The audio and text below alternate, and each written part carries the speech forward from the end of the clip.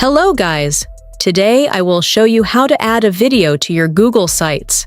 So first here, if you want to add a simple video, here it gives the hint to add an image. And if you add a video, nothing will work. So we need to have a simple trick here. So let's go and to Google and type in video to give you must convert our video to a GIF file so we can add it to Google Sites. Click on the first link, choose your file, for example here. We're gonna add a video. Let's add a simple video for example. This one add it. So, after the video is successfully uploaded and converted to this EasyGIF.com tool, let's click on Cover to GIF. Also, remember, you can adjust the circle of the GIF 0.5 seconds. There are some options here, like the size and the FPS.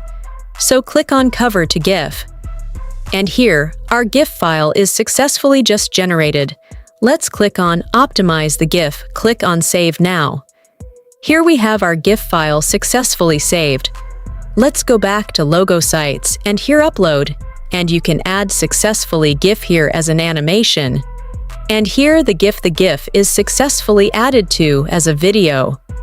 That's it guys. If you found this video helpful, don't forget to like and subscribe, leave a comment.